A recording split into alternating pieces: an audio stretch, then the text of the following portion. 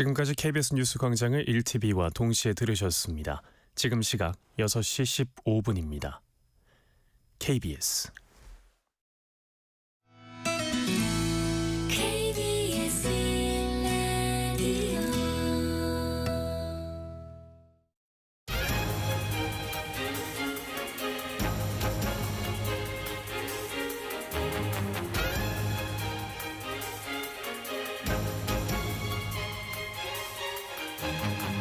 오늘 아침 일라디오.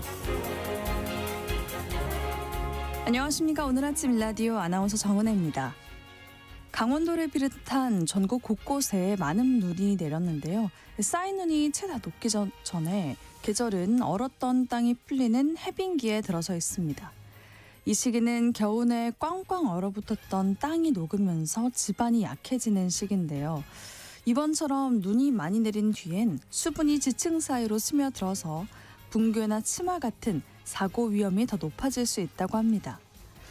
정부와 각 공공기관, 지자체들은 다음 달 초까지 해빙기 집중 안전 점검에 착수했습니다.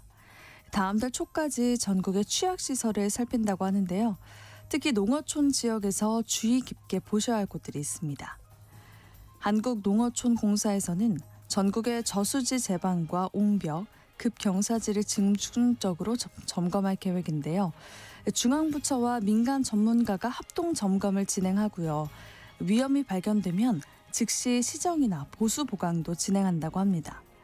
그래도 우리 집 담벼락이나 우리 동네 논둑, 박둑, 제방을 가장 잘하는 사람들은 나와 주민들인데요. 주변에 조금이라도 위험해 보이는 곳이 있다면 안전신문고나 읍면사무소에 바로 알려주시는 적극적인 참여가 필요해 보입니다.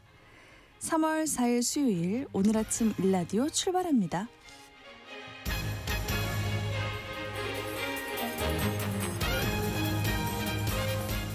오늘 아침 일라디오 이 시간은 물론 KBS 일라디오의 모든 프로그램은 유튜브 KBS 일라디오 공식 채널이나 모바일 콩 어플리케이션을 통해 실시간으로 함께하실 수 있습니다.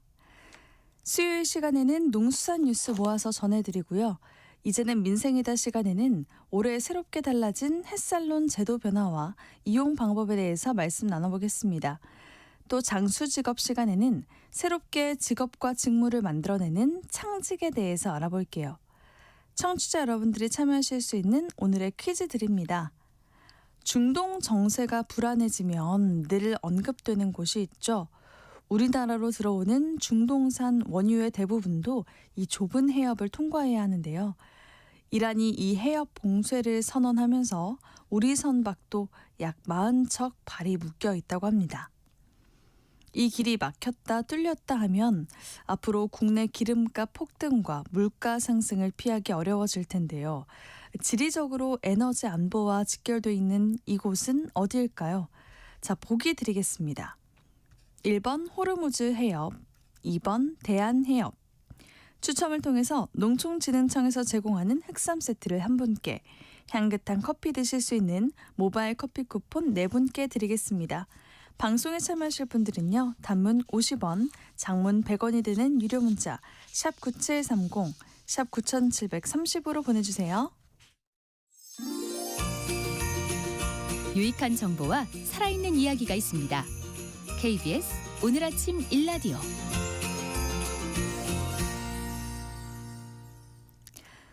올 들어 아프리카 돼지열병이 21건 발생했는데요. 이 바이러스를 분석했더니 대부분 해외에서 발생하고 있는 유전형이라는 분석이 나왔습니다.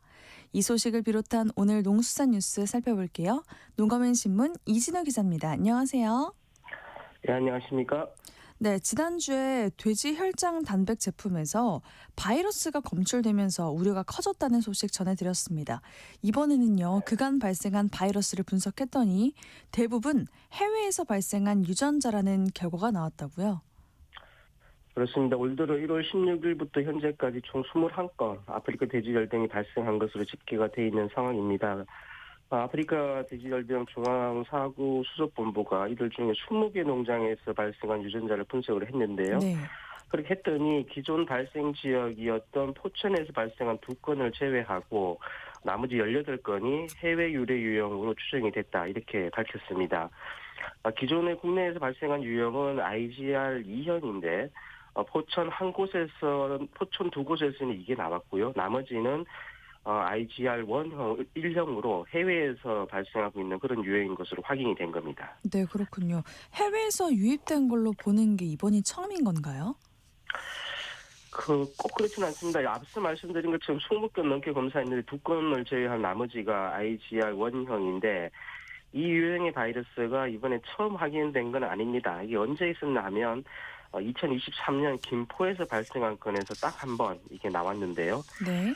지난해 11월 당진에서 발생한 건을 제외하면 2019년부터 발생한 게 총 55건인데 이 농장에서만 딱 한 건 확인이 됐고요. 그래서 당시에도 이 당시에도 IGR 원형이라는 것을 들어서 해외에서 들어온 것으로 그렇게 추정이 된다. 이렇게 결론을 냈던 바 있습니다. 네, 그렇군요.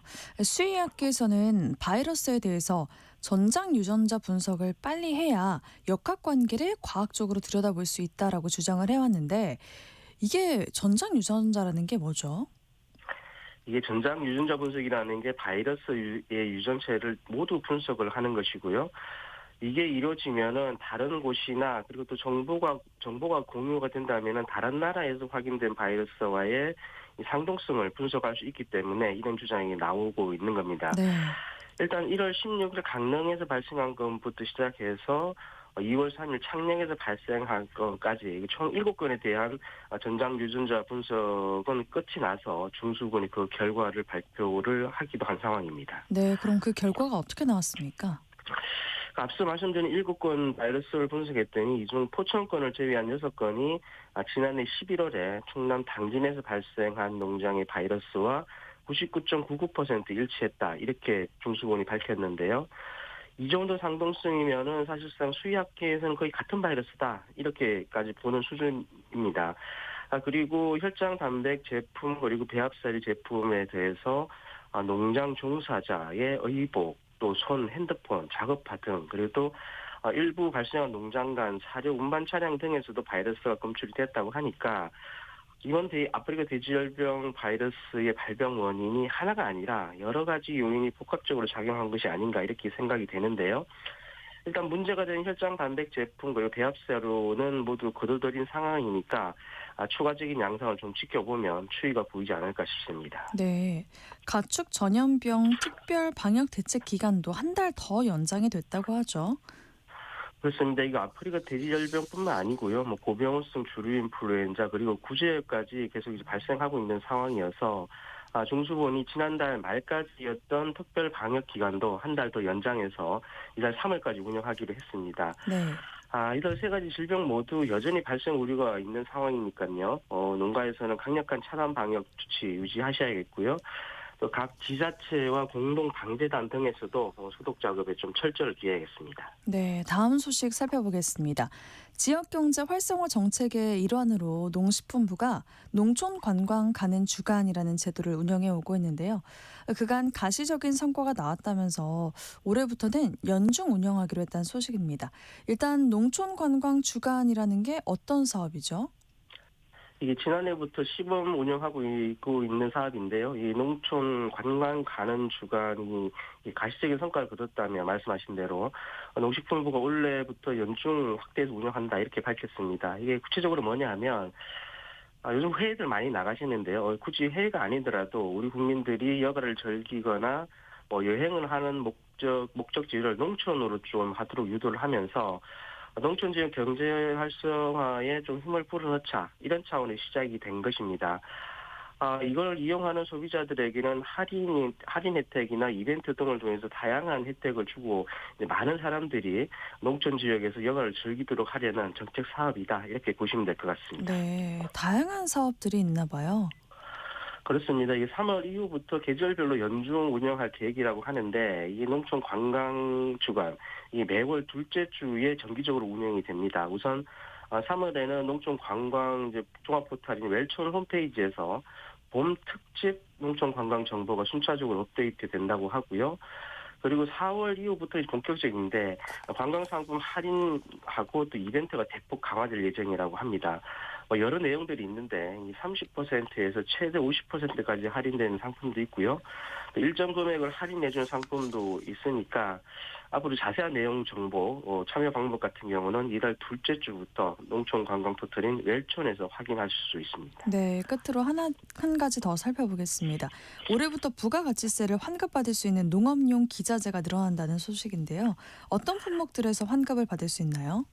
농업인이 만약에 농업용 지게차, 이 지게차 용량은 농축산물 생산 등 처리 작업에 사용되는 것인데 최대 들어 올릴 수 있는 용량이 2톤 미만인 지게차를 말하는 거고요.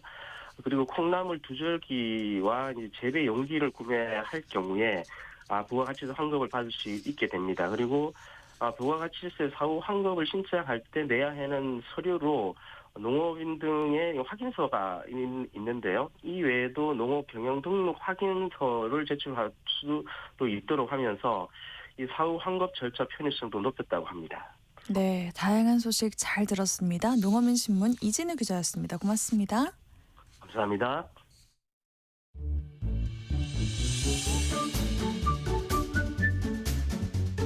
아침을 여는 기분 좋은 습관. KBS 오늘 아침 일라디오.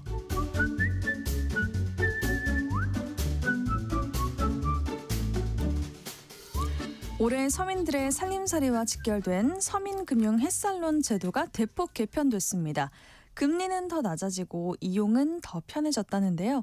정작 이름도 바뀌고 방식도 달라져서 헷갈릴 수 있다고 합니다. 이제는 민생이다. 오늘 시간에는 2026년형 햇살론의 변화와 잘 이용하는 방법에 대해서 알아볼게요. 서민금융진흥원 전지용 팀장님 나와주셨습니다. 네, 안녕하세요. 오랜만이에요. 네, 안녕하세요. 네, 팀장님, 올해부터 햇살론 제도를 비롯해서 서민금융제도가 대폭 개편이 됐다면서요? 네, 맞습니다. 2026년 1월 2일자로 정책 서민금융 상품 체계가 수요자 중심으로 대폭 개편되었습니다. 금리는 더 낮게, 이용은 더 편리하게라는 슬로건처럼 우리 서민분들의 고금리 부담을 덜어드리기 위해 정말 많이 바뀌었는데요. 오늘 이 시간에는 단순히 이런 제도가 있습니다를 넘어서 내가 지금 당장 돈이 필요한데 첫 단추를 어떻게 껴야 하고 언제 웹을 켜고 언제 센터를 방문해야 되는지 그 순서와 동선을 아주 꼼꼼하게 분석해 드리려고 합니다. 좋습니다. 필요한 분들에게 정말 중요한 정보가 될 것 같네요. 우선 햇살론의 종류가 정말 많다고 해요. 그동안 여기저기서부터 어디서부터 이용이 쉽지 않았다고 하죠? 예, 맞습니다. 현장에서 가장 많이 듣는 하소연이 바로 그거였는데요. 그래서 이번에는 성격이 비슷했던 대출 상품들을 하나로 묶어 딱 두 가지만 기억하시도록 개편했습니다. 바로 햇살론 일반 보증하고요. 햇살론 특례 보증입니다. 네, 일반 보증과 특례 보증 이렇게 딱 두 가지군요. 이름도 아주 직관적인데 누가 어떤 보증을 받을 수 있는 건가요? 대상 폭이 아주 넓은데요. 먼저 햇살론 일반 보증은 기존의 근로자 햇살론과 햇살론 뱅크가 통합된 상품입니다. 네. 연소득 3,500만 원 이하이시거나 소득이 4,500만 원 이하이면서 신용평점이 하위 20%인 분들이 대상인데요. 직장 근로자는 물론이고요. 자영업자, 농축어업인 분들까지 모두 지원받으실 수 있습니다. 대출 한도는 최대 1,500만 원까지고요. 최장 5년까지 나눠 갚으시면 됩니다. 그러면 그 특례 보증은 어떤 분들이 받는 건가요? 햇살론 특례 보증은 기존 햇살론 15하고요. 최저 신용 특례 보증이 합쳐진 상품입니다. 일반 보증보다 조금 더 사항이 어려우신 분들, 즉 연소득이 3,500만 원 이하이면서 동시에 시험평점 하위 20%로 낮아서 불법 사금융에 내몰릴 위기에 처한 분들을 돕기에 만들어졌습니다. 이 상품은 근로자뿐만 아니라 자영업자, 프리랜서, 연금 소득자분들 폭넓게 신청할 수 있고요. 한도는 최대 1,000만 원까지고 3년이나 5년 중에 상한 기간을 선택하시면 됩니다. 네, 그렇군요. 혹시 대출을 갚다가 여윳돈이 생겨서 일찍 갚아버리고 싶으면 은행처럼 중도상환 수수료를 내야 할까요? 아주 좋은 질문이신데요.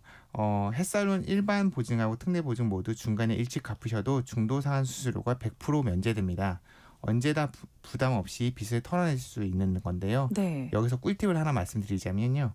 저희 서민금융진흥원의 신용부채 컨설팅이나 금융교육만 이수하셔도 보증료율이 0.1% 깎아드립니다. 오, 이렇게 상품별로 취급하는 기관이 달라서 헛걸음하는 분들이 많았다고 하더라고요. 이런 문제도 혹시 개선이 됐을까요?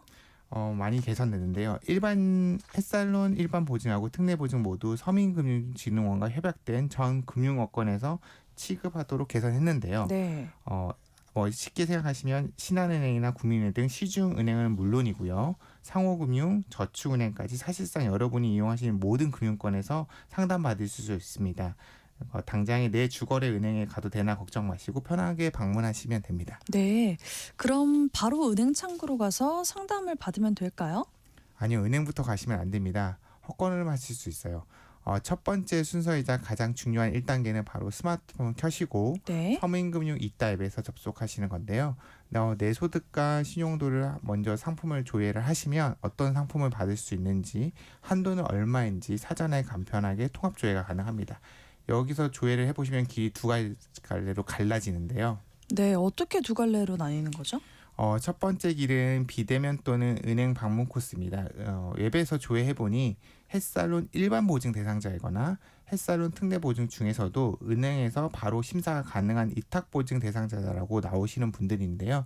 이분들은 복잡하게 생각할 거 없이 평소에 쓰시는 취급 금융회사 앱을 켜시거나 가까운 지점에 방문하셔서 바로 대출 상담 받으시면 됩니다. 두 번째 길은 바로 서민금융 통합지원센터 방문 코스인데요. 이 부분이 아주 중요한 부분인데 네. 웹 조회를 해봤더니 직접 보증 대상자입니다. 확인이 되시면 제도권 금융이 막혀서 불법 사금융 예방 대출을 처음 신청하셔야 되는 분들이거든요. 이런 분들은 은행이 아니라 저희 서민금융 통합지원센터로 오셔야 합니다. 네. 내 신용 상태에 따라서 앱이나 은행 창구로 바로 갈지 아니면 센터로 갈지 이렇게 정해지는 거군요. 그럼 센터 방문 대상자들은 무작정 찾아가면 될까요? 아닙니다. 예약 없이 오시면 오래 기다리시거나 발길을 돌리셔야 하는 경우도 있거든요. 네. 센터 방문 대상자이시라면요. 반드시 국번 없이 1397 서민금융 콜센터로 전화를 거셔서 유선 상담을 통해 센터 예약을 먼저 하셔야 합니다. 네. 대출을 받게 된다면 이자는 어느 정도가 되는지 궁금합니다. 이번에 이자 부담도 획기적으로 줄었다고 들었어요. 네, 기존 고금리 대출에 지친 분들의 가문의 담비 같은 소식일 텐데요. 가장 어려운 분들이 쓰시는 햇살론 특례 보증의 경우 기존 연 15.9%에서 15.5%로 3.4% 떨어뜨렸고요. 네, 15.9%에서 12.5%로 3.4포인트 떨어진 거네요. 네, 맞습니다. 3.4%포인트요. 근데 사회적 배려 대상자분들, 기초생활수자 같은 분들은요. 9.9%로 무려 6% 떨어뜨렸습니다. 네.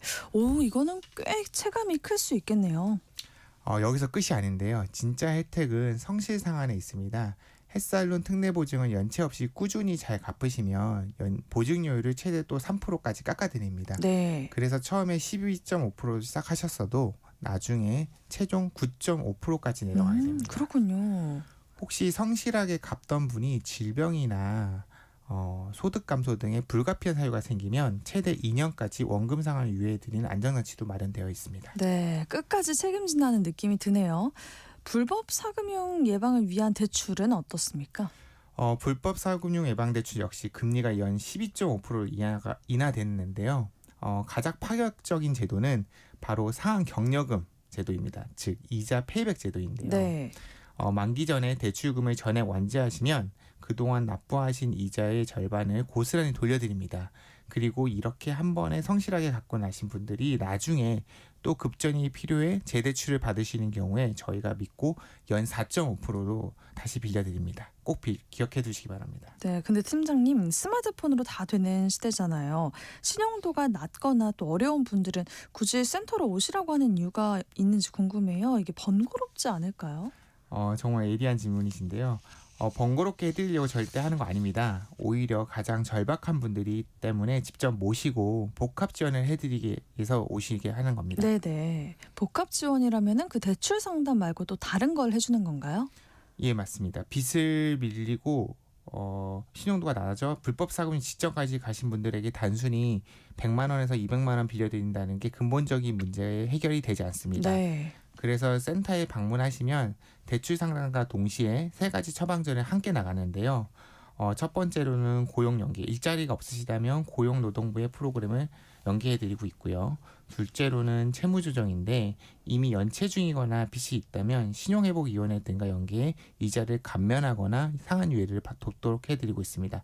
마지막으로는 보건복지부의 맞춤형 급여 안내도 지원해드리고 있습니다. 네, 이게 돈을 빌려주는 게 아니라 스스로 일어설 수 있는 토대를 만들어주겠다 그런 거네요. 이런 복합 지원을 받고 위기를 넘긴 사례가 있다면 소개를 부탁드려요. 네, 마침 최근에 부산의 한 전통시장에서 건어물 파시는 60대 어머님 사례가 떠오르는데요. 네. 이 어머님 장사가 너무 안 돼서 가게 월세가 밀려 상태에서 급한 마음에 전봇대에 붙여있는 일수 명함을 보고 전화를 걸기 직전이었는데 다행히 주변 상인분들의 권유로 저희 센터에 찾아오셨다고 합니다. 오, 다행이네요. 처음에는 불법 사금융 예방 대출로 급한 불을 끄기에 100만 원 대출을 상담을 받으셨는데 상담을 해보니까요. 연체가 이미 길어진 상태라 대출보다는 빚을 정리하는 게 먼저겠더라고요. 네네. 그래서 대출 승인과 동시에 곧바로 신용회복위원회에 채무조정 상담을 연계해드렸고 이자 감면 조치도 받으셨어요. 게다가 어머님이 건강이 안 좋으신데 병원비가 부담돼서 병원도 못 가고 계시다고 하시더라고요. 그래서 복지 연계를 통해 의료급여도 지원을 받으셨습니다. 와, 그 시장 어머님 입장에서는 단순히 돈 100만 원 빌리러 갔다가 밀린 빚 문제도 해결하고 또 병원 갈 일까지 열린 거네요. 정말 말씀을 들을수록 혼자 끙끙 앓거나 또 엉뚱한 곳에서 고금리로 빌릴 이유가 전혀 없는 것 같습니다. 혹시 끝으로 당부하고 싶은 점들이 있다면 들려주시죠. 네, 꼭 드리고 싶은 말씀이 있습니다. 이렇게 정부 정책이 좋아지다 보니까요. 이걸 악용하는 사기꾼들이 활개를 치고 있습니다. 만약 연이후 60%를 초과하는 살인적인 대부 계획을 매셨다면 그것은 불법이고요. 원금과 이자 무효입니다. 절대 혼자 감당하지 마시고요. 불법 사금융 피해에 노출되셨다면 즉시 금융감독원에 1332로 신고하시고 가다부채로 고통을 받고 계시다면 주저하지 마시고요.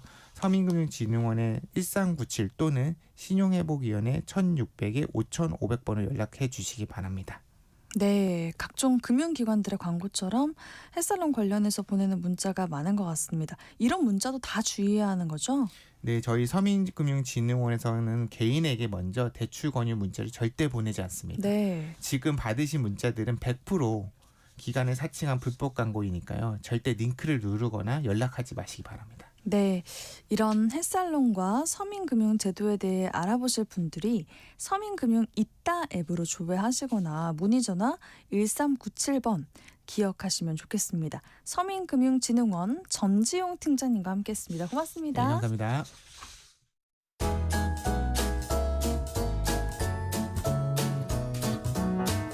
상쾌한 하루의 시작. KBS 오늘 아침 일라디오.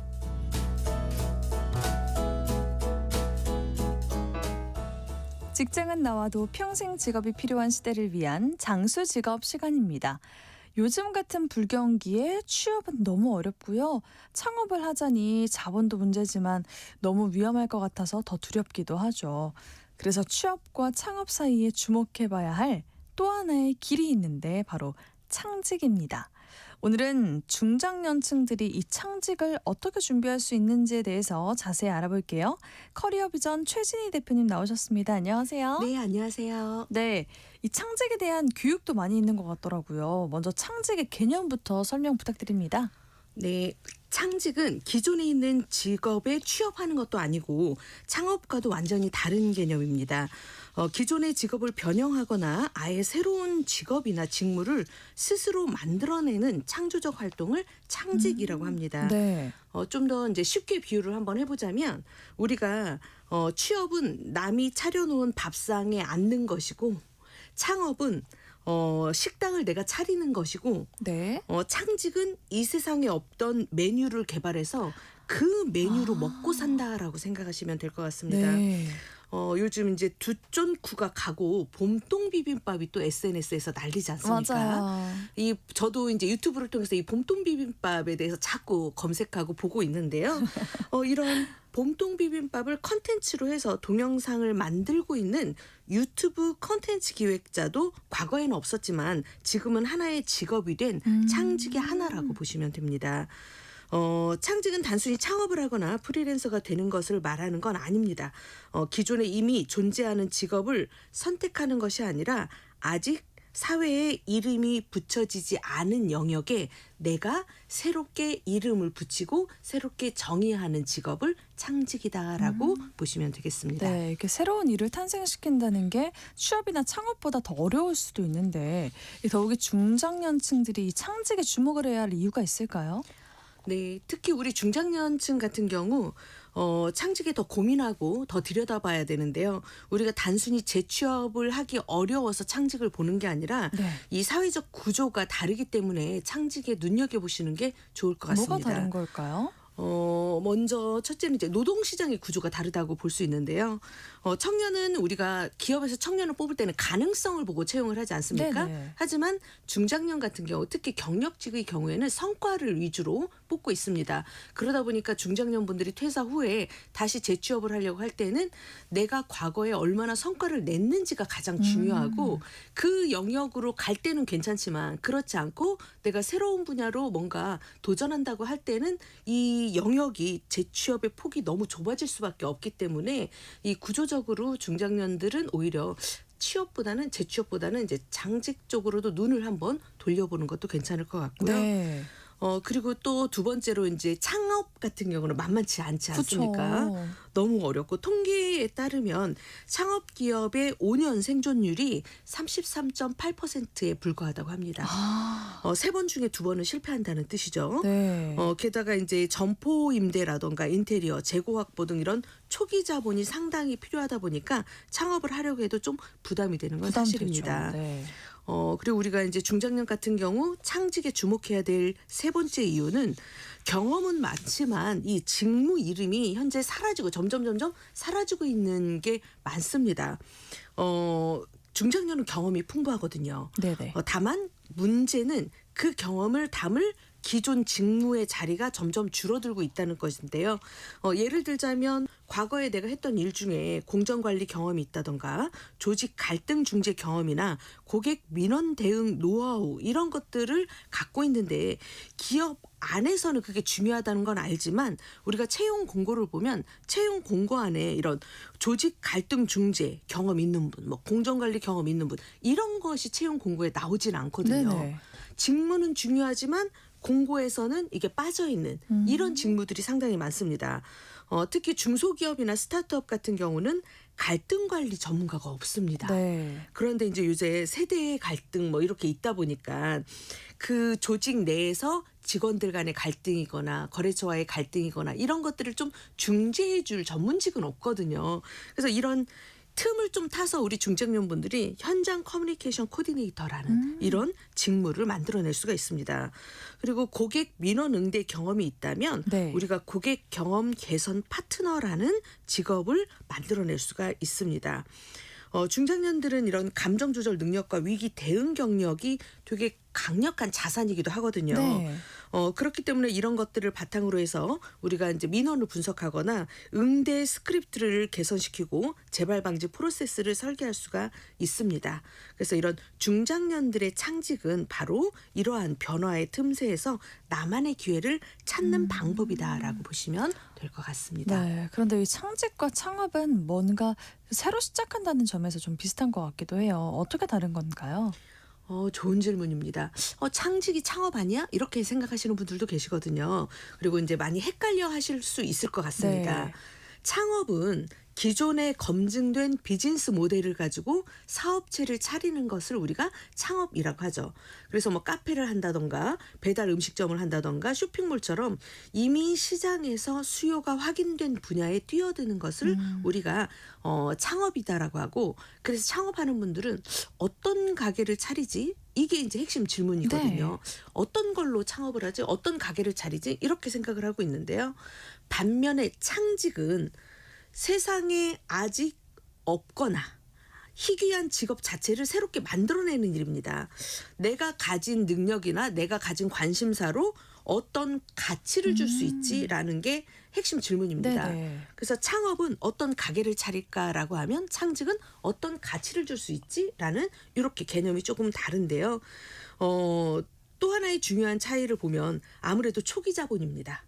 창업은 점포, 설비, 재고 등 이런 투자 비용이 필요하지만 창직은 나의 지식이나 아이디어가 자본이 되기 때문에 창업처럼 큰 자본이 들지 않더라도 스스로 직업을 만들어낼 수가 있습니다. 그리고 창업 같은 경우는 주로 제품이나 서비스를 파는 사업체를 운영하지만 네. 창직은 꼭 사업체를 차리지 않아도 됩니다. 뭐 프리랜서로 이제 1인 전문가로 새롭게 직업을 만들어가서 스스로 본인의 직업을 찾아가기 때문에 오히려 진입 장벽도 낮으면서 나만의 독특한 가치를 만들어낼 수 있다 보니까 우리 중장년분들이 눈여겨보시면 좋을 것 같습니다. 그렇군요. 근데 나만이 할 수 있는 이런 창직을 한다는 게 정말 끌리는 일이긴 한데요. 사실 막연해요. 그렇죠. 어려워요. 창업도 두렵지만 창직은 또 처음 들어보는 건데 그러니까요. 이걸 또 어떻게 하지라고 막연해 하실 것 같습니다. 네. 어디서부터 시작하는 게 좋을까요, 대표님? 그래서 이 창직 전문가들이 정리한 창직 5대 전략이 있습니다. 5대 전략이 있군요. 네. 세분화, 융합화, 가치화, 산업화, 유희화 이렇게 5가지가 있는데요. 네. 이 전략들을 잘 알면 누구나 창직 아이디어를 도출할 수 있기 때문에 하나씩 자세히 설명드리겠습니다. 좋아요. 먼저 첫 번째는 세분화 전략입니다. 이것은 하나의 직업을 여러 갈래로 나누는 방법인데요. 기존의 직업을 쪼개서 틈새를 찾아서 전문화하는 방법입니다. 예를 들자면 사진사라는 직업이 있었잖아요. 전문 사진사. 그런데 이 사진사에서 좀 더 세분화시키고 전문화시키다 보면 반려동물 전문 사진사라는 직업들이 새롭게 나타나고 있거든요. 그래서 이 반려동물 시장이 커지면서 반려견이나 반려묘만 전문으로 찍는 사진사가 새롭게 생겼습니다. 그리고 디자이너가 우리가 보통 우리도 이제 디자이너가 한 옷을 이렇게 입고 있잖아요. 네. 이 디자이너에서 애견옷 전문 디자이너가 또 생겨나서 저도 길 가다 보면 애견들이 너무 재밌고 너무 깜찍한 옷을 입고 있더라고요. 맞아요. 저런 옷은 누가 만드는 거야 이랬는데 이런 전문가 애견옷 저 디자이너가 틈새를 공략하는 거군요. 네, 맞습니다. 그리고 우리가 이제 트레이너 운동을 할 때 트레이너 분들이 있는데 시니어 전문 운동 처방사라는 직업도 나왔습니다. 젊은 분들 운동 많이 하시는데 네. 우리 시니어 분들, 중장년 분들도 운동해야 되거든요. 그렇기 때문에 아무래 연령에 따라서 이제 이 관절이나 이런 것들을 잘 생각하면서 시니어 전문 운동 처방사가 이렇게 나왔습니다.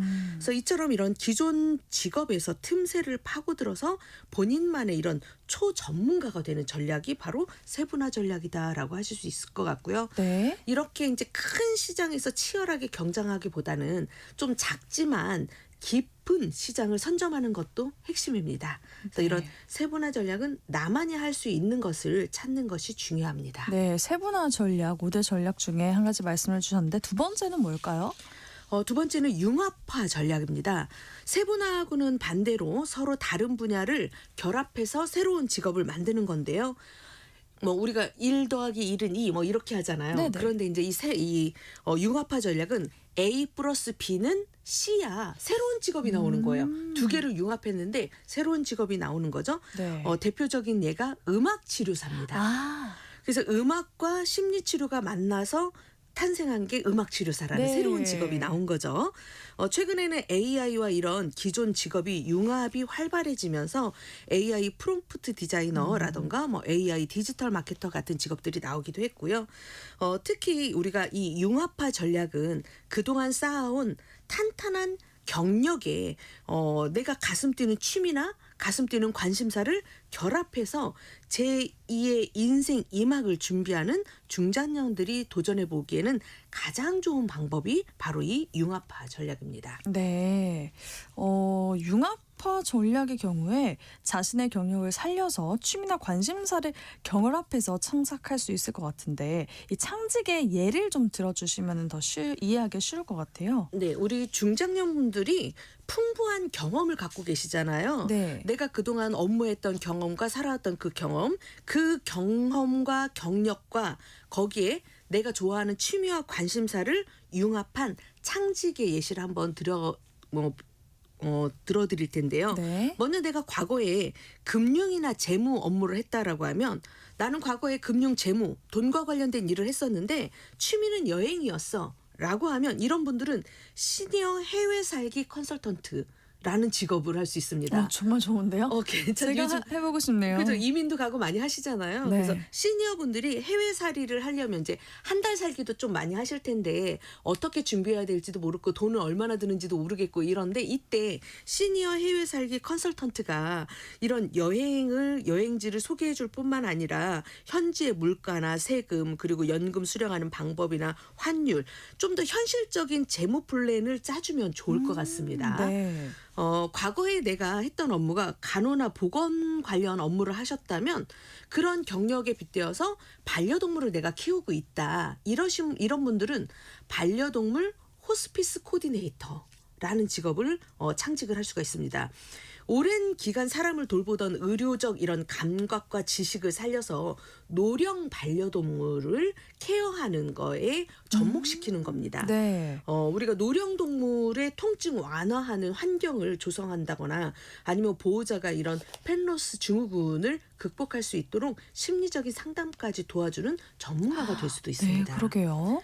그리고 나는 과거에 IT 관련 일을 했다라고 하시는 분들의 경우에 IT 하셨던 분들이 최근에 이렇게 목공 또 배우시는 분들이 계세요. 네. 인테리어 쪽도 이제 취미를 갖고 계시는 분들 계신데 이럴 경우에는 스마트 가구 크리에이터가 되시는 것도 좋을 것 같습니다. 요즘은 이제 나무를 다루는 아날로그적인 목공에 IoT, 사물 인터넷이나 센서 기술을 결합하는 방식인데요. 어르신들이 밤에 일어나면 자동으로 발 밑에 조명이 켜지게 이렇게 만든다던가 이런 무선 충전이 내장된 테이블 등 저도 집에 이거 하고 있거든요. 그러니까 거실 테이블에 무선 충전 네네, 이게 그런 거 많이 접목되어 볼 수 있는데요. 있잖아요. 그런 것들이 중장년분들이 직접 만들 수가 있으니까 이런 스마트 맞춤형 가구 제작을 할 수가 있으니까 스마트 가구 크리에이터 도전해 보실 수도 있고요. 스마트 가구 크리에이터. 네. 네. 그리고 나는 과거에 교육 일을 했다 하시는 분들은 원예가 취미다라고 하시면 반려식물 치유 교육가라는 직업을 그런 게 만들어낼 있어요? 수도 있고요. 그리고 나는 과거에 영업이나 마케팅 업무를 했다. 그런데 맛집 다니는 게 나의 취미다. 맛집 탐방이 취미다라 하시는 분들은 로컬 푸드 스토리텔러 이런 직업을 하셔도 좋을 것 같습니다. 이렇게 그런 식으로 잘 조합시켜 보면 정말 나만의 창직이 될 수 있겠다라는 생각이 듭니다. 자, 그러면 세 번째 전략은 뭘까요? 네, 세 번째 전략은 가치화 전략입니다. 이것은 기존의 직업에 새로운 의미와 가치를 부여해서 차별화하는 방법인데요. 네. 예를 들자면 우리가 메시지 필름 제작자라는 직업이 있는데요. 단순히 영상을 만드는 게 아니라 임종을 앞둔 분들의 유언을 동영상으로 제작해드리는 직업입니다. 네. 이런 웰다잉이라는 가치를 영상으로 제작에 담은 건데요. 이렇게 무엇을 하느냐가 아니라 왜 하느냐에 집중하는 전략이 바로 이런 가치화 전략입니다. 그리고 산업화 전략 같은 경우에도 있는데요. 네 번째 전략은 산업화 전략입니다. 네. 이것은 산업의 변화와 기술의 발전의 흐름을 읽고 새롭게 생겨나는 직군을 좀 선점하는 방법인데요. 뭐가 있을까요? 디지털 장의사 들어보셨죠? 네. 세상을 떠난 분들이 온라인에 남긴 흔적, 즉 SNS 계정이나 블로그, 이메일 등을 정리해주는 전문가입니다. 네. 디지털 시대가 되면서 사람이 사망을 해도 온라인에는 영원히 그 흔적이 남잖아요. 그래서 이 산업화 전략의 대표적인 사례가 디지털 시대의 새로운 필요에 맞춰서 탄생한 이 디지털 장의사라는 건데요. 디지털 장의사의 경우에는 유족을 대신해서 이런 온라인 흔적을 정리하거나 반대로 디지털 유산을 보존해주는 일을 하는 게 바로 이런 디지털 장의사입니다. 네. 그리고 이제 우리가 스마트폰 나왔을 때도 이런 변화가 한 번 있었는데요. 앱 개발자 많이 엄청났잖아요. 그렇죠. 나왔죠. 엄청났었죠. 이런 앱 개발자라는 직업이 스마트폰이 나왔을 때 생겨났고요. 유튜브가 커지면서 유튜브 PD라던가 썸네일 디자이너가 새롭게 생겼습니다. 네. 그리고 이제 지금과 같이 AI가 발전하면서 지금은 AI 트레이너나 AI 윤리 컨설턴트 그리고 프롬프트 엔지니어 같은 직업이 새로 생겨나고 있습니다. 아마 2026년에는 어떤 트렌드를 주목해야 돼라고 물어보실 텐데요.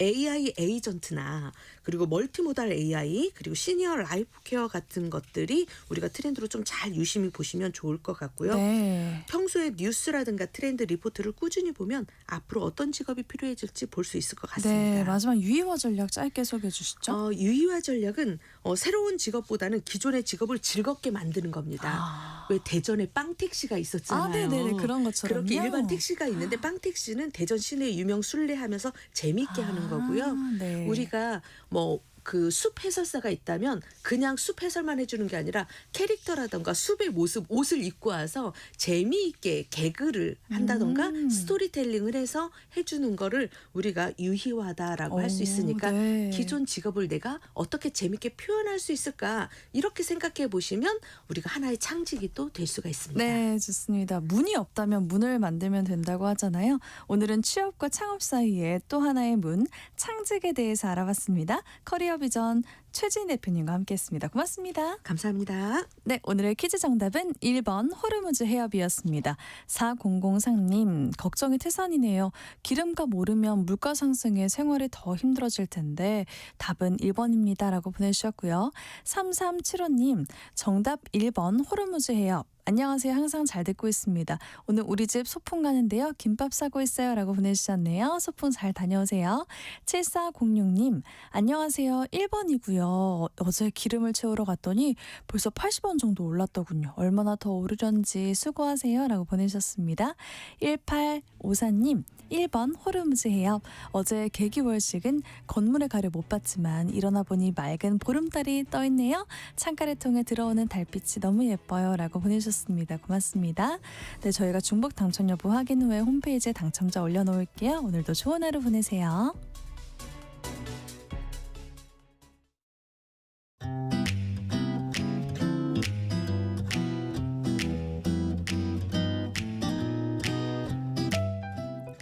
안녕하세요. 바른말 고운말입니다. 속담 구르는 돌은 이끼가 안 낀다.